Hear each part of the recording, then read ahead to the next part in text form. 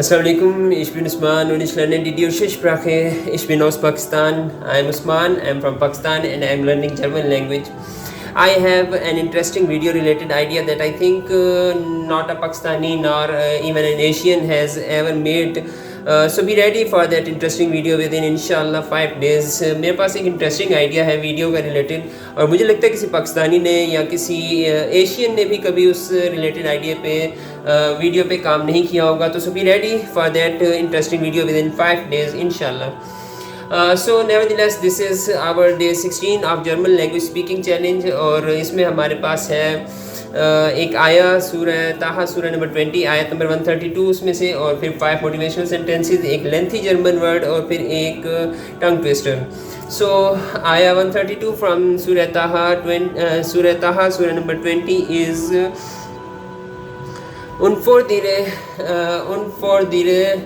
Unvordere die deinen zum Gebet auf und sie selbst darin ausdauernd. Ausdauernd means persistent, Gebet means prayer, fordere means enjoin, ask. इसका मतलब है कि अपने घर वालों को नमाज का हुक्म दीजिए, उन्हें कहिए नमाज का, खुद भी इस पर जमे रहिए. And enjoin prayer to your people and be patient therein. फिर हमारे पास 5 मोटिवेशनल सेंटेंसेस हैं. ये हैं ब्रीफ से मोटिवेशनल सेंटेंसेस हैं लेकिन 5 मोटिवेशनल सेंटेंसेस हैं. दीज आर फ्लीस und Anpassung bringen Erfolg, diligence and adaptation brings success. Flexibilität erhöht deine Effizienz. Flexibility increases your efficiency.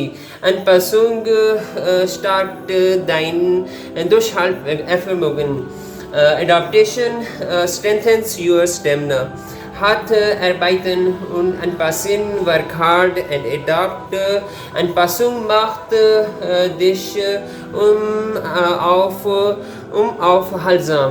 unaufhaltsam.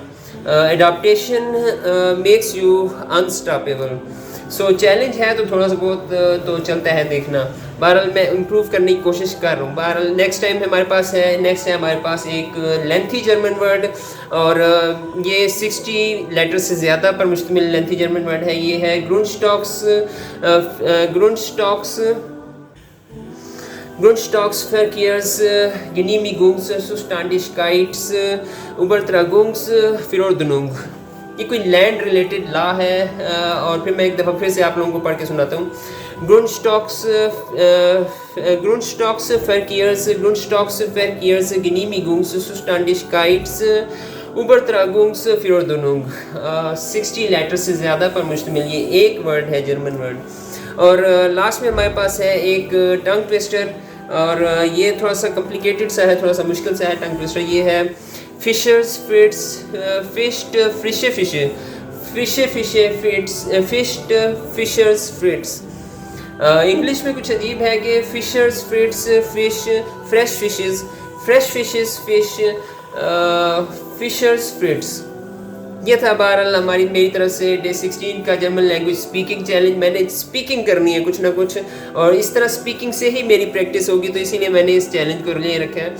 और फिर से मैं एक दफ़ा आप लोगों को कहूँगा कि हम लोग कोलैबोरेट कर सकते हैं जर्मन लैंग्वेज में सीखने में, उर्दू में. अगर कोई जर्मन लैंग्वेज कंट्री से उर्दू सीखना चाहते हैं तो वो मुझसे कांटेक्ट कर सकते हैं. इसके अलावा आप लोग कमेंट्स कर सकते हैं, जर्मन लैंग्वेज सीखने वाले या उर्दू लैंग्वेज सीखने वाले, तो हम दोनों एक दूसरे को कुछ ना कुछ सिखा ही देंगे, तो ये कोलैबोरेशन होगी. और इसके अलावा आप लोग कमेंट्स करें और कुछ ना कुछ पॉजिटिव फीडबैक, इंकरेजमेंट ज़रूर दें ताकि इंस्पिरेशन मिलती रहे.